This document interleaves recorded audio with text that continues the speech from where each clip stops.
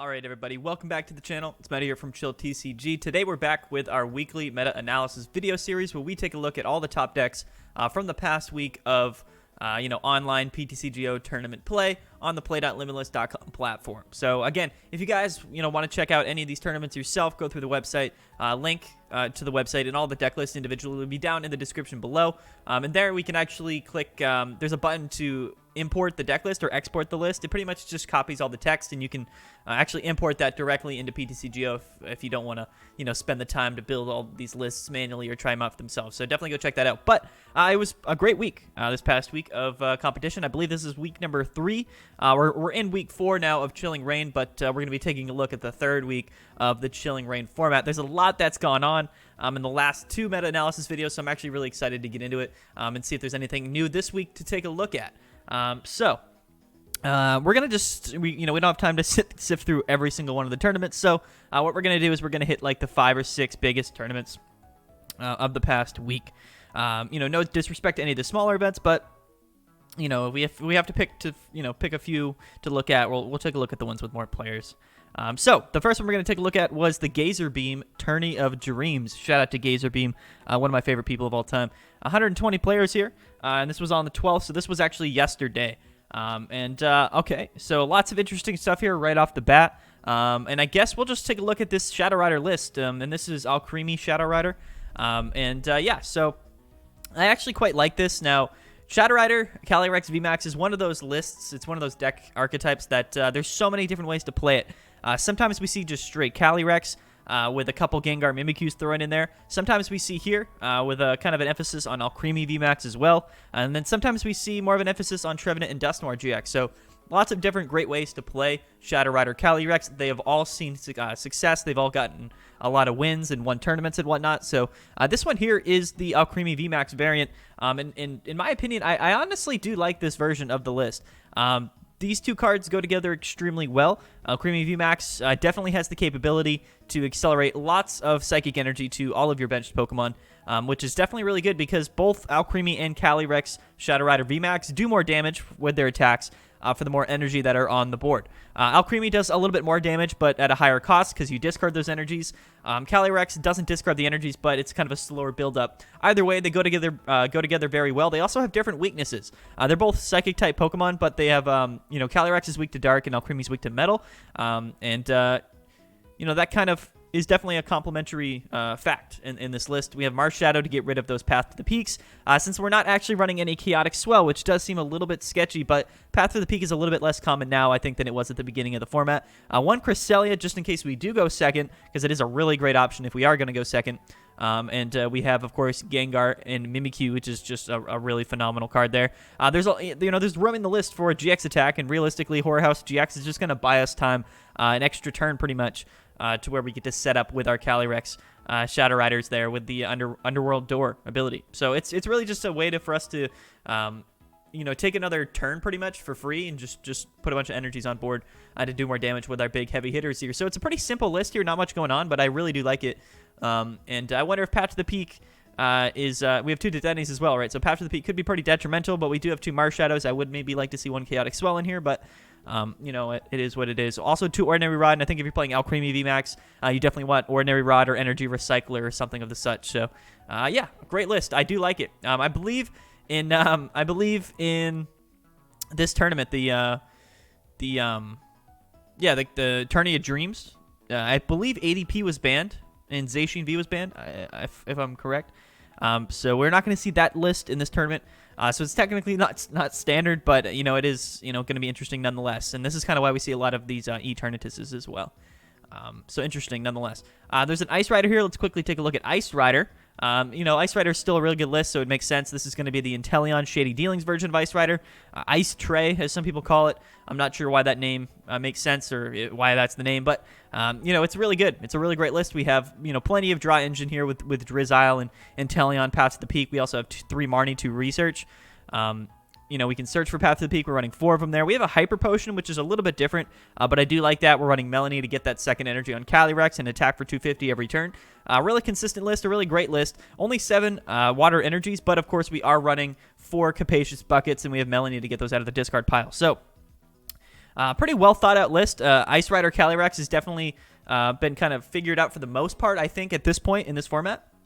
But that's not a bad thing. The list is really, really, really good, especially in this tournament where Zacian and ADP were banned. You're going to see less metal-type attackers, right? Because no one's going to play Luke Metal either. So definitely a smart play. I'm surprised it actually didn't win, but we all know Shadow Rider is absolutely busted. Okay, let's take a look at E-Turn. I don't think we took a look at an E-Turn list last week. It just hasn't seen too much play, but this is, there's two different ways that people are playing E-Turn right now, Eternatus, but they're all, both of those are actually pretty similar.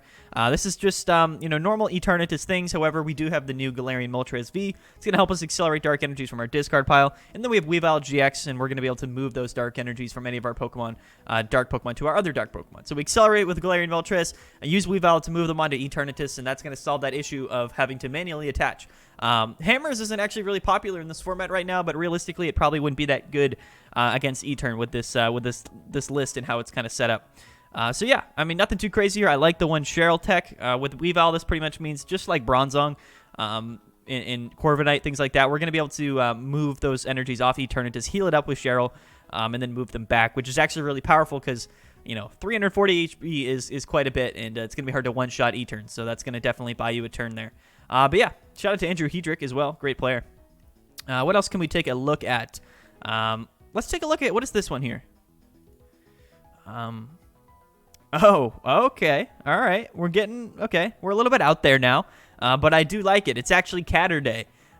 Shady Dealings, Quick Shooting, and Inteleon Caturday list, and I actually like it. I mean, was kind of a meme deck, for a while. Caturday definitely isn't probably not still even a top tier list, but seeing it actually do pretty well in this Tourney of Dreams tournament is actually quite awesome, and I like to see that. We got the Roxy engine, Caturday. We also have Wheezing, so it's kind of like a spread deck, really. And of course, Caturday, I think, relies off of damage counters being placed. So I like it. I really do. Also, for Birdkeeper with a Rowlet in there, there's just a lot of interesting stuff going on. It actually has quite a bit of synergy, and if you don't know what Caturday is, I suggest maybe you go look it up. I haven't done a video on Caturday, but I'm sure other people have. Kind of an older archetype, but interesting nonetheless. So we have Meowth in here, Esper with the Caturday attack. We also have Linton here, and we have Gathering of Cats Persian here. So super cool. It's a really cool list. I do like it. But yeah, I mean, I don't have too much else to say about it. Definitely interesting. I don't know, I don't. Yeah, I mean, we're not going to spend any more time on it, but it definitely is interesting. Dual Madness, definitely awesome. I like that. All right, moving on to the next tournament, I suppose. We'll scroll down a little bit. We can take a look at the Sunday Open with Atlas Collectibles. The Sunday Open are great people over there. They run great events every week on Sundays. I recommend you go check them out. So let's see what's going on here at the Sunday Open. We already took a look at Shadow Rider and Ice Rider, so I kind of want to take a look at some other stuff here. Now, we did take a look at one of these lists last week, and this is Urshifu Moltres, which is a very different version of Urshifu that we're kind of used to. Although, we did take a look at it last week, so it has been kind of relatively successful over the past, at least couple weeks, which is actually really cool to see. Now, Inteleon Urshifu is also really good in this format. And I believe there's a Blaziken Urshifu list that did really well that Pedro made, I believe. I think it was Sinitri, but I'm not sure. Or Sininchi? I don't know how to pronounce his name, but I believe he made a Blaziken Urshifu list. But so like 3 or 4 different ways to play Urshifu right now, which is definitely super cool. And this is very similar to things like Eternatus, where we're kind of using that Moltres and the Dark Energies to accelerate the energies. Since Urshifu does have a colorless energy in its attack cost, it kind of fits in pretty well here. And we have the Rapid Strike energy. So I like it. It does a lot of different things. I don't know if it's the best way to play Urshifu, but the fact is we have really great, consistent Dark-type attackers, and we have one of the best Fighting-type attacker in the game with Urshifu. So we're hitting for weakness on Calyrex, but we're also hitting for weakness on Eternatus, two of maybe the strongest decks in our format. So I really like the combination of Dark and Fighting-type. You just kind of think about the deck lists that you might be hitting and the things that you can hit for weakness. So, the matchup spread is definitely unique with a list like this, but I think that's kind of the main merit. behind running a list like this. Of course, Scoop Up Net Jirachi Engine, Energy Switch, which you're going to see with Moltres. We saw the Weavile GX and E-Turn, but if you're not running the Weavile GX and E-Turn, you're going to run E-Switch. It's just a card that goes really well with Galarian Moltres. Passimian to increase that bench damage. I like Viridian Forest in here as well. Also a card that goes very well with Moltres. So, yeah, very cool list. It's pretty unique. We took a look at one last week, but it's always nice to kind of, see another one do well in the next week and this week currently.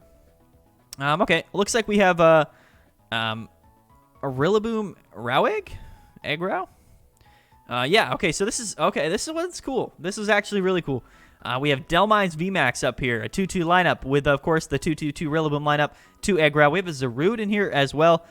There's a lot of different things going on, a lot of different cards.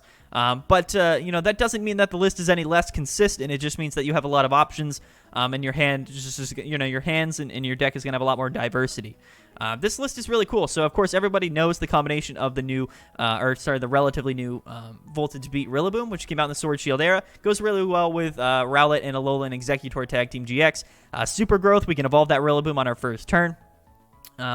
And then, of course, we have Tropical Hour GX, Calming Hurricane, pretty good damaging moves, but the Tropical Hour GX, if we have 6 energies on, is going to absolutely be really devastating against decks that do rely on having a lot of energies, attached to the active. So it's kind of a race against time if you're playing against Shadow Rider Calyrex, but if you do live a hit here and you get a full power Tropical Hour GX attack off, you're going to be in a really good position to win the game. But Delmi's VMAX is actually really interesting. Probably my favorite VMAX from, I believe, Shining Fates is what when it came out. It might have been Champion's Path, but I think it was Shining Fates.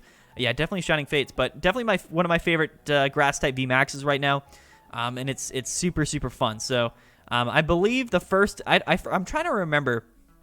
The first attack, I think, does like 30 for each energy attached to the Pokemon, but you can attack any one of your opponent's Pokemon. So it's kind of like a bench sniping attack, especially if you load up a bunch of energies on this thing, like 6 energies or 5. That's 150 or 180 damage to a bench Pokemon, which is actually really powerful.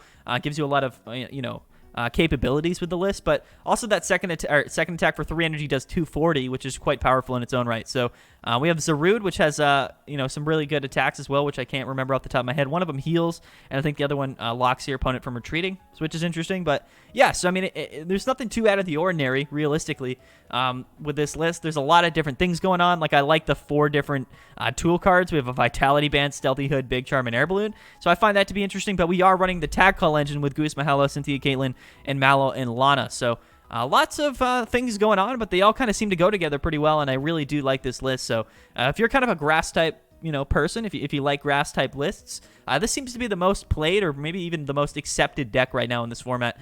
I'm not gonna say it's like top tier or even like tier 2 or whatnot, but it definitely seems to be pretty playable, and I'm a big fan of Delmize as well as Rillaboom Rowegg. So there we go. You love to see it. You love to see it. What else do we got here? Okay, so we have a Spiritomb. We can take a look at Spiritomb, which is cool. So nothing too crazy here either. Spiritomb was, I believe, a list we've taken a look at the last few weeks. Seems to be probably the most successful single prize archetype in this format. You are a dark type Pokemon, so you're hitting for weakness against Calyrex. Being a single prize archetype, it doesn't really matter if things hit you for weakness, like Urshifu. So it seems to honestly be a better dark type deck option than Eternatus is. Now, there is Dark Box, so I don't know if Spiritomb is the best dark type deck in this format. I would say that, Mewtwo, Malamar, Dark Box might be the best version because you're not actually weak to fighting. You are a dark type Pokemon, and that deck does, have a lot of things going for it. But Spiritomb is extremely good. And, I mean, in my opinion, we saw Caturday in this video, but I think that Spiritomb is probably our best single prize archetype in this format, at least. That's kind of how it feels for me. So I think Spiritombs are pretty expensive, all things considered, to be 100% honest with you. I don't know if they're like crazy expensive, though. Spiritomb used to run Rosa, which is an expensive card, so you don't really see a lot of people playing Spiritomb, but I think the main reason for that is because it's actually quite a difficult deck to play correctly. There's a lot of sequencing going on. There's a lot of, precise plays. You have to play all your cards in the right order. There's a lot of things going on, and it's a relatively pretty hard list to actually play and play well. So for that reason, not a lot of people play it, and there might be some better options overall in this format, but Spiritomb is definitely really cool, so I'm glad we got to take a look at that this week. And I guess I guess we can take a look at Mad Party, huh? That seems like something we haven't seen in a very long time. But one thing that I really like in here And a card that actually makes a whole lot of sense in this list is Galarian Articuno V. Mainly for the ability, so we get to discard 2 cards from our hand and draw 1 card. So it's not as good as like T-Break on Poltegeist, but you know, Mad Party is a list that really likes to put all those Mad Party Pokemon in the discard pile. So it kind of makes sense that Galarian Articuno would see play in here. It is a 2-price Pokemon that we're going to have sitting on our bench throughout the game, so that's a little bit sketchy, but we are running Giovanni's XL to get rid of it once we get enough of those Pokemon in the discard pile. So we're actually running Tapu Koko Prism Star with 3 basic lightning energies. So instead of running triple acceleration energy, which can only actually be used on Poltegeist, it can't actually be used with Bunnelby. We're running the basic lightning energy with Tapu Koko Prism Star, which is interesting for sure. And I don't know if it's better than triple excel, but it is something different, and I actually really do like that. So pretty unique to see that. And I am quite surprised, but also I'm pleasantly surprised that we saw this list. So you know what? Who knows? Mad Party might make a comeback. This is kind of the video where we're showing a bunch of single prize, more budget type archetypes, but I actually quite like that. You know, you guys might find that those lists interesting. So you know, we'll see. But yeah, Mad Party, man. Who would have thought? Who would have thought? Well, I haven't heard about Mad Party or seen Mad Party in a long time. We have a Luke Metal down here, Shadow Rider, but you know what? We're gonna skip those because I want to take a look at Claus Martin. Corvinite VMAX. So it is featuring Corviknight VMAX here, but it is kind of just a Bronzong box list. And what I mean by that is, you know, Bronzong is going to be our main way that we transfer or accelerate energies. Because with Metal Transfer, we can move Metal energies from one of our Pokemon to any one of our other Pokemon. Of course, that's going to work really well with Metal-type Pokemon, but realistically, it's great because we can just Metal Saucer directly to the Bronzong. It's almost exactly like Galarian Moltres, where, you know, we can get energy from the discard pile onto it, except we can, you know, more easily move those energies. And we can move that Metal Energy to any of these Pokemon. And you'll notice that all of these different types of attacking Pokemon in this list have a bunch of colorless energy in their attack cost. So it's kind of like Aurora box, Bronzong box. We can utilize the attacks of things like Ninetales, Vikavolt, Galarian Zapdos, Zacian, and Zamazenta. Makes sense. You throw those bad boys in there. And we have a Ditto V, which is actually really cool because it can transform itself into any of these other V-type Pokemon, I believe, if they're in our discard pile. So it's a very fun list. And in fact, it might even be one of my favorite lists that we take a look at today. Aurora box lists, toolbox lists like this, they really have a soft spot in my heart. And, of course, Corviknight VMAX is one of my favorite lists of all time as well. I think it doesn't get enough credit. It's a very strong, a very great Pokemon. Yeah, very, very cool list. I mean, to be fair, this might be the most interesting list we take a look at today. That's in my opinion, of course. So some of you guys might not find this interesting, but I really do like this. I really, really do. And, yeah, I don't know. I don't know. Okay, we're going to move on for sure. But you know what? I like this one, and I don't have too much else to say about it. I mean, again, Vikavolt, Item Lock, Zamazenta Wall, Ninetales. We can copy attacks, but it's a Fire-type attacker. Galarian Zapdos hit E-turn. Zacian is Zacian. Corviknight is Corviknight. So, you know, there's not too much to really talk about, but it is definitely a really interesting list and one that I really do like. We're not playing Cheryl in here, though, which I do find interesting, mainly because probably Corviknight VMAX, we only have 2 of them. They're not the main attacker in the list, so we're not going to be running Cheryl. But typically, you would run Cheryl in Bronzong Box Corviknight. These 2 cards came out alongside each other in battle styles, and they definitely were kind of meant to go together. I like this list. I do. I don't know. I'm definitely favored towards that Corviknight list, I'll tell you what. All right, let's go to the next tournament. Shout out to the Sunday Open, actually. That meta was absolutely fire. I love to see it. Flames, super cool. All right, let's take a look at Australia TCG, Misty Collectibles. Misty's Collectibles. A couple things that we can definitely take a look at here. Let's start off with this ADP Moltres. We've taken a look at ADP Moltres like a lot of times in the past couple of weeks. Seems to be the most accepted way to play ADP. It's listed as ADP Moltres, but really it's ADP toolbox, ADP toolkit list. We are running ADP, two ADPs, 2 Zacians. A lot of things here that are very similar to just standard ADP Zacian, but instead of kind of committing to like 4 Zacians, and that's going to be our only attacker, we're utilizing things like Galarian Moltres V, which is a great Dark-type attacker, but again, we can accelerate those Dark-type energies, which we do have 3 of them in the list, and we have Galarian Zapdos V, which is a great Fighting-type attacker. So kind of covering all the bases here for the most part. Hit for weakness on Calyrex, hit for weakness on Dark-type things, or E-turn, and we have Zacian to just be Zacian. So yeah, I mean, if you guys don't know yet, you know, I think I did make a video on a very similar list the other day. I made a couple ADP videos so far. One of them was ADP focused around Zapdos, which it sees less play now because Etern sees less play. And then the one I just took a look at was ADP with Guzzlord, but it did feature Galarian Moltres, so you should go take a look at that video if you haven't already. But yeah, here it is, ADP box, ADP. It's ADP-zation. It's just the new way that people are playing ADP-zation. All right, anyway, let's move on. Let's take a look at this Urshifu list, Rapid Strike Urshifu. We took a look at Moltres Urshifu, and this is, wow, okay, so this is actually a combination of both. So this is Moltres Urshifu, but instead of running the Scoop Up Net Jirachi engine, we're running the Shady Dealings Inteleon engine, and also Quick Shooting. So it's kind of like a mix between both worlds. Again, the two most played versions of Urshifu in the past few weeks have been Moltres, Dark type Urshifu, as well as Inteleon Urshifu as sort of the draw engine. So it's interesting that we're kind of combining them both. I don't know how I necessarily feel about that, but I actually think it's really cool. And like I said, having the Dark type and Fighting type attackers together actually is really beneficial. And that's going to give us just a really great matchup spread against some of the most popular and most powerful decks in our format. Everything else in here, though, typical Urshifu stuff. Karate Belt. Tower of Waters is cool. Reset Stamp. Escape Rope, you know what I mean? So, Level Ball, because, of course, you know, why not? Yeah, so I like it. I like it. Quite a few things going on, though, in this list, just like a lot of the lists that we've seen. But that doesn't mean that it's inconsistent or bad. It did place well at this tournament. It really just goes to show there's so many viable decks right now in our format. So many different cards that you could be playing, and Urshifu is definitely really good. I know it's weak to Calyrex, but as long as you're running 3 Moltres, like, your matchup is winnable. And that's just kind of an interesting thing to even think about. Yeah, a smart man definitely figured out we should just play Moltres with Urshifu, cover our weakness. So you like to see that. Let's go down a bit, see if we can find anything new. Tenoshi was playing Malamar, so I guess we can just quickly take a look at a Malamar list. I think why not? And this is going to be the the Rapid Strike single prize Malamar from Chilling Reign. We're using the Cinccino Dry Engine Octillery. Now, I did make a video on almost this exact same list, and I do think it is actually a really, really powerful list. I think that this deck archetype will get better with time. I think with the more Rapid Strike cards that get released, the more things that are accessible to Malamar, the better that this list will be. I think it has a whole lot of potential, but I don't think it's necessarily a top-tier deck in our format right now. I really do like it.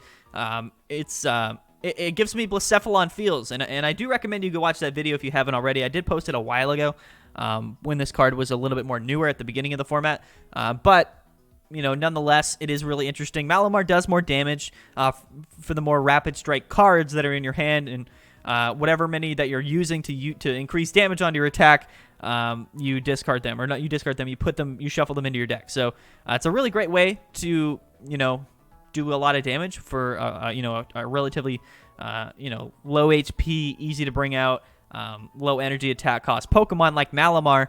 The only thing with this is you definitely can get a couple really big attacks late game. It just has more of a setup deck. It has a little bit of a slower build to it, and for that reason, it's a little bit more difficult to, I guess,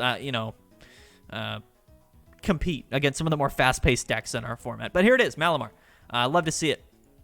We definitely like to see that. Let's take a look at Blissey real quick. Just why not? It's Blissey. Let's see what kind of Blissey this is. This is going to be pretty much just straight Hapu Blissey. Nothing crazy here. We're running Cape of Toughness, Path to the Peak, all these special energies in here. Now, one thing I do want to note, and I just want to mention this. The first attack on Calyrex Shadow Rider V is not actually the... it's not an attack that can actually counter Blissey, and here's why. That Calyrex V attack, of course, it reads that your opponent cannot play any special energies or attach any special energies from their hand to any one of their Pokemon next turn.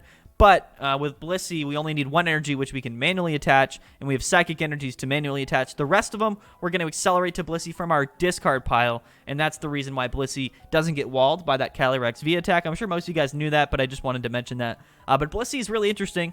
Again, still kind of like a rogue, like fringe deck in our format. Probably not going to win any tournaments anytime soon, but it always seems to get like a top 16 here and there, or even a top 8. And for that reason, I think it's at least worth talking about. So shout out to the Blissey. You love to see it. Let's move on. Okay, so yeah, we'll just there's some cooler decks farther down there, but we're gonna go to the next tournament. Card Cavern Trading Cards Series. Season 1, number 4. From PTCGO League. Card Cavern, great people over there. Really great tournament. And it looks like Decidueye actually won this event. So let's take a look at this Decidueye list. It's probably going to be Inteleon Decidueye. And it is. This is kind of the way that people are playing Decidueye right now. And I think a lot of people wrote off Decidueye. I think it won an invitational tournament at the beginning of the format, and a lot of people were like, oh, Desi's back, and then everyone teched for Desi, and now Desi hasn't done anything for like a week. But it's one of those things where as soon as people forget about it, it's going to pop up, it's going to win a tournament, it's going to do really well.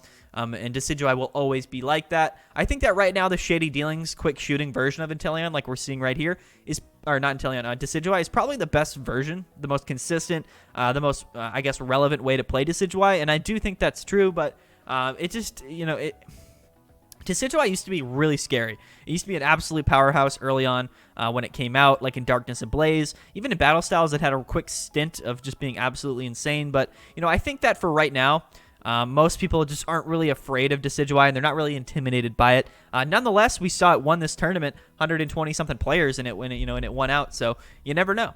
You never know. Decidueye is definitely a deck that can always win at any point. So yeah, there it is. I know some people really like to play Decidueye, so there it is for all you Decidueye players. I personally will never play that list, but it is what it is. Okay, I want to take a look at Malamar VMAX Dark Box.